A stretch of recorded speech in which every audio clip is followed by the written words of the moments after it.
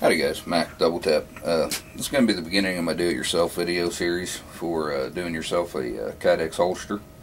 So I'm going to want and picked an order, and we're going to go ahead and produce it. This is going to be a pancake style, which I probably should have had one here, but I don't. Well, I guess kind of the one I'm wearing. This is going to be a see that, maybe I better turn the light on. I don't script my videos, most everybody knows that, so play along. But this is going to be a two-piece pancake style where you're going to use two pieces of Kydex and then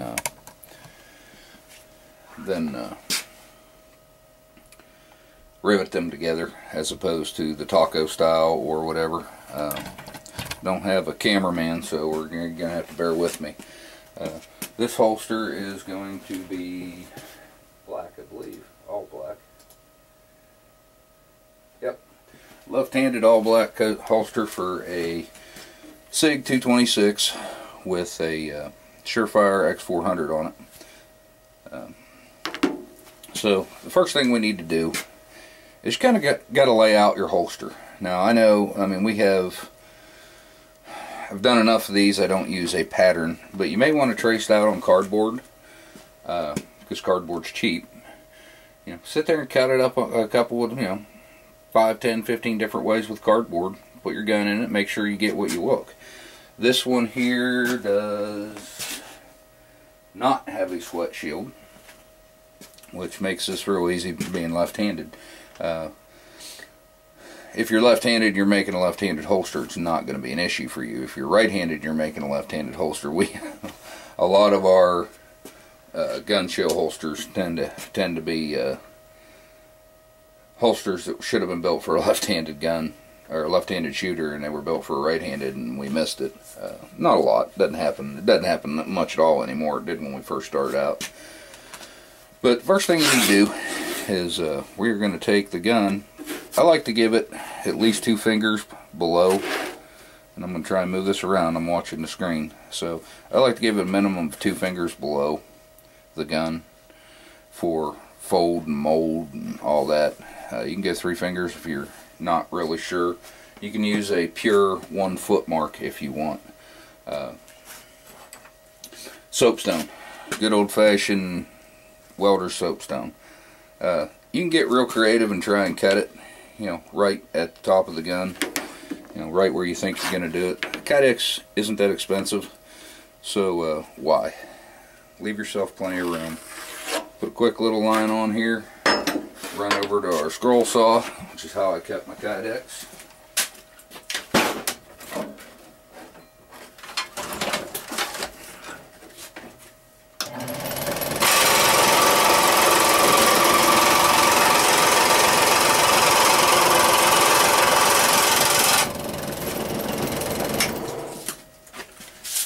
No need to see that. I just took a scroll saw and cut it off to the length I just measured out.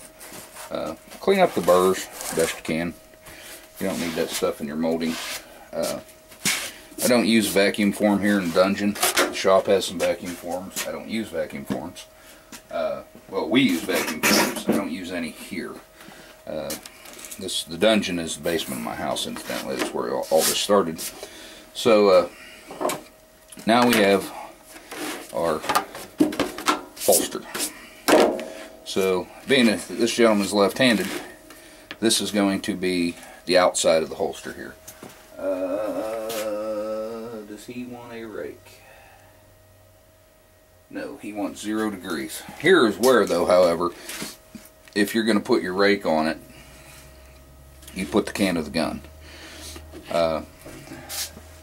Easy way to do that is I use a speed square, and then I use, which I don't have here, I guess I should have been prepared to make the video, huh? I just use speed square. If you don't know what a speed square is, it's that little carpenter's triangle. I will take the guaranteed straight edge, lay my speed square on it, find a 10 degree, 15 degree, or whatever they're after. But these people are actually after a 0 degree rake. So we are going to line the gun up, and I just put a reference point on here, and kind of circle the gun. That way I can know that's where I want it when I go to mold it. So next thing we're going to do, there's a lot of guys talk about ovens and stuff like that. These hot plates, they ain't very expensive. If your wife has one and it's Teflon coated, go ahead and grab it, use it. Don't tell her about it, she'll be angry. But if she's not, I mean, if she doesn't care or whatever, you can heat it up in the oven. I like the hot plates. There's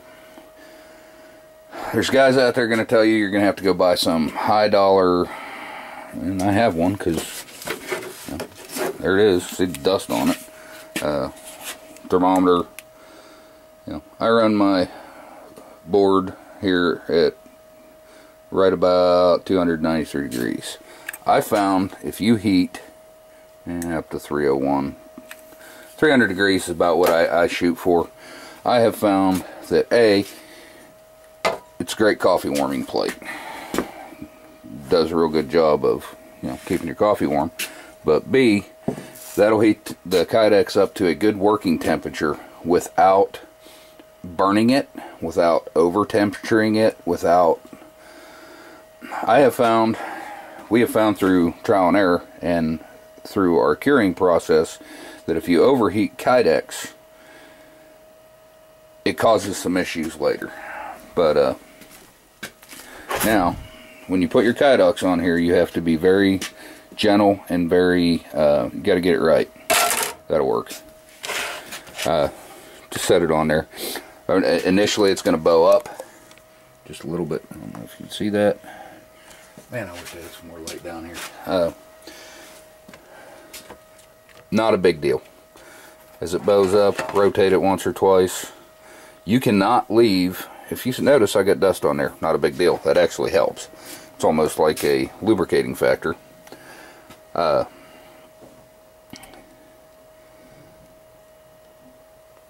Once this thing has all the sides are touching the plate, you can leave it on there for a week. I don't know if you can leave it on there for a week. You can leave it on there for a while. You can start to see as it gets pliable, but as the whole thing heats up, it'll lay flat down on here. And once you get it close to laying flat, you can walk away from it. You don't have to worry about it. While that's happening, we're going to set up our gun and our clamping system. Alright. A little screeny deal back over here. You will see these guys talking about blocking out this, blocking out that, doing this. Get a roll scotch or paint tape and go up and take one of your wife's wooden spoons. Don't let her see you, to block out the sight channel. So if she catches you, do not tell her that it was my fault. So what we're going to do now is we're going to put our wooden stick over the sights in the middle of the gun. Take our scotch tape. Now in the case of doing one with the light on it, I'm going to make sure I hit this right here to take out some of those edges on the molding process. If you get an edge in the molding process, we're working with thermoform plastics. This is not a big deal at all.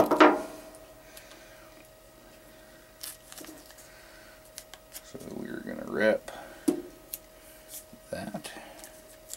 This painter's tape doesn't leave residue anywhere. That's why I like to use the painter's tape. The only problem with the painter's tape, it doesn't stick real well, which is actually part of the allure of it. It doesn't overstick. But suck it down pretty good, pretty tight. Make sure it's still lined up in the center. And you can go around trigger guard, you can go around pistol grip for your second piece, don't matter. We are going to press this with a pretty large amount of force. Now I have found that obviously the harder you crush these things in your foam, the harder, the more definition you're going to get. And the other problem the other thing that will do to you is give you more points you're going to have to relieve later. Now, this is set up, it's ready to go. I do not put stuff in the trigger guard, I do not block out the ejection port, because those are two really good places to create the retention. So the problem with a lot of people's Kydex holsters is the retention is not perfect. We work on that perfect retention. But this is going to be, the end of this first video. Like I said, this is setting up the gun, getting it ready to mold. We got our Kydex over there heating up. We got our SIG 226 with Surefire X400, which is a light laser combo. We've got it all ready to go. The next section of this video, I'm going to go over press molding.